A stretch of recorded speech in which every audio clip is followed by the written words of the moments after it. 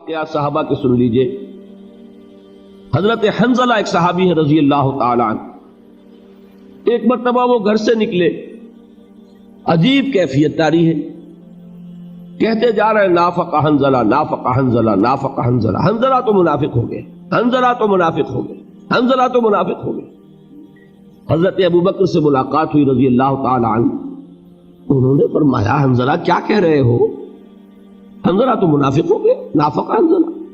بھائی کیا بات ہے، سمجھاؤ تو صحیح.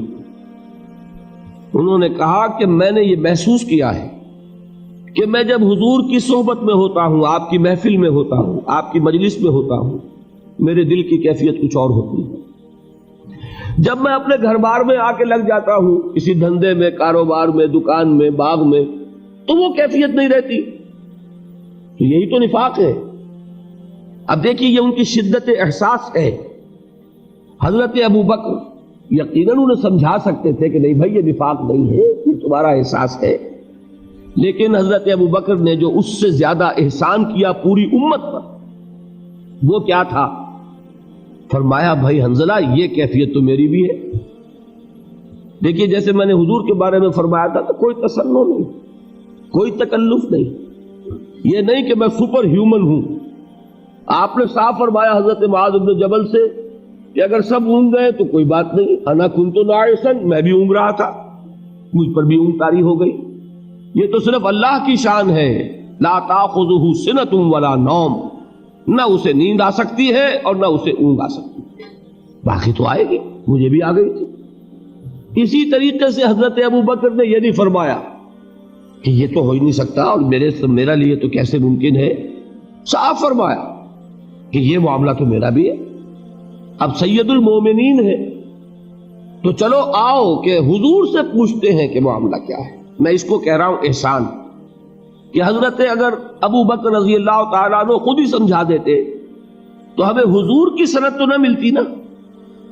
اب جب آپ لے گئے حضور کے پاس، اب جو کچھ حضور نے فرمایا وہ اب ایک مستند بات ہو گئی، مستند ہے ان کا فرمایا ہوا. اب وہ بات ہو گئی محمد الرسول اللہ صلی اللہ علیہ وسلم. حضور کے پاس گئے، ماجرا بیان کیا. حضور نے تسلی دی حنظلہ یہ نفاق نہیں ہے. باقی تمہاری جو کیفیت میری صحبت میں ہوتی ہے اگر وہ دائم ہو جائے تو فرشتے تم سے تمہارے بستروں پہ مسافہ کرنے لگے.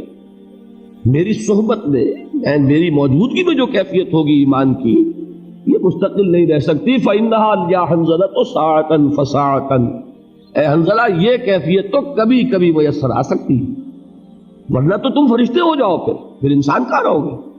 فرشتے تم سے تمہارے بستروں پر مسافہ کریں گے اگر ایمان اور یقین کی وہ کیفیت مستقل اور دائم ہو جائے جو میری موجودگی میں ہو.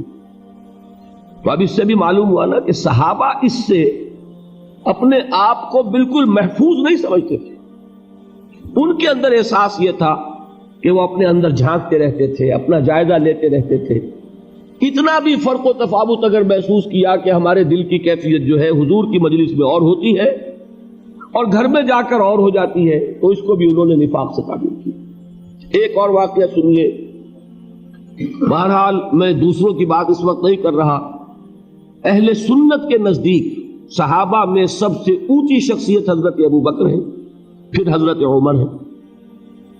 آپ گویا کہ سیکنڈ ٹو ون ہے نا. صرف ان کا یہ واقعہ سنا رہا ہوں آپ کو کہ حضرت حذیفہ ابن یمان ایک صحابی ہیں رضی اللہ تعالی عنہ. حضور نے انہیں کچھ منافقین کے نام بتا دیے تھے. یہ واقعہ بہت اہم ہے. غزوہ تبوک سے حضور واپس تشریف لا رہے تھے. ایک بڑی تنگ گھاٹی میں سے لشکر کو گزرنا تھا. مدینے کے کچھ منافقین نے پروگرام بنایا حضور کو شہید کرنے کا کہ اس گھاٹی میں کہیں چھپ کر بیٹھ جائیں گے. اور میں نے بتایا تھا آپ کو سفر عرب میں ہوتا تھا رات کو. اب نہ کوئی وہ لائٹس ہیں، سرچ لائٹس ہیں، کچھ بھی نہیں ہے، تاریکی میں سفر ہو رہا ہے، رات کا وقت ہے، تنگ گھاٹی ہے. تو اس گھاٹی میں کہیں چھپ کر بیٹھے. تو جب حضور وہاں سے گزرے تو ہم سب کے سب حملہ کریں اور ختم کر دیں. لہذا انہوں نے اپنی اسکیم کے اوپر عمل کیا. اور وہ چونکہ بہت تنگ جگہ تھی تو وہ ایک ایک اونٹ گزر رہا ہے اور حضور کے ساتھ ایک دو صحابہ تھے کہ کسی نے نکیل پکڑی ہوئی ہے، اس اونٹ کی آگے چل رہا ہے. باقی یہ کہ لشکر میں فصل ہو گیا، جیسے میں نے اس واقعے میں بتایا تھا کہ لشکر منتشر ہو جاتا ہے، اسی لیے حضور کو تشویش ہوئی تھی کہ یہ کیا ہے۔ تو ایسا جب وہ حملہ آور ہوئے تو آپ کے ساتھ جو دو حضرات تھے اللہ تعالیٰ نے ان کو ہمت دی، جرأت دی، اور ان منافقین کی قوت کو سلب کر لیا ہوگا کہ انہوں نے صرف لاٹھیاں تھیں ان کے پاس، ان لاٹھیوں کو اونٹوں کے منہ پر مار کر، سامنے سے وہ آ رہا ہے، اس کے منہ پر ایسا مارا ہے کہ وہ پلٹ کے واپس جو ہے وہ بھاگ گئے۔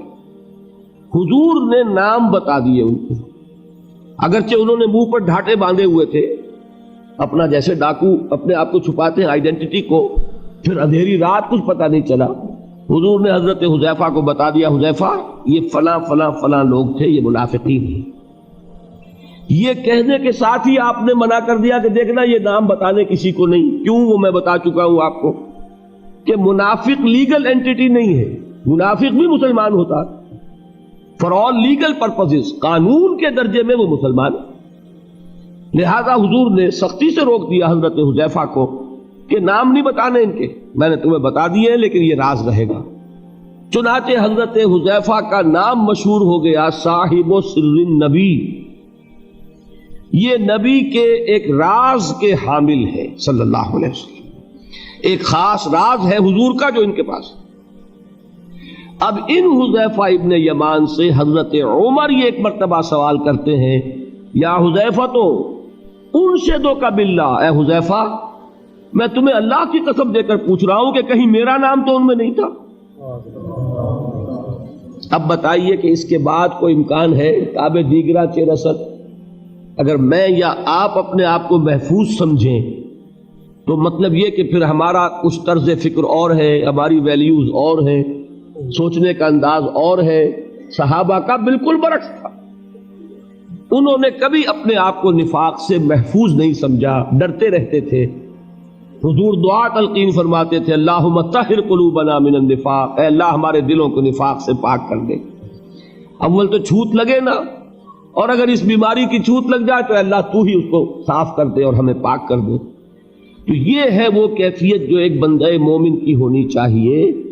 میں نے حضور کے اس قول سے بھی کہ ما امنہ الا منافق وما خافہ الا مومن، نفاق کا خوف ہوتا ہے صرف مومن کو، اور اس سے اپنے آپ کو محفوظ سمجھتا ہے، امن میں سمجھتا ہے صرف منافق۔ اور یہ دو واقعات ذہن میں رکھ لیجئے تو اس سے اندازہ ہوگا کہ ہمیں بھی اس بات کو بالکل یوں نہیں سمجھ لینا چاہیے یقین کے ساتھ کہ ہمارا نفاق سے کیا سروکار۔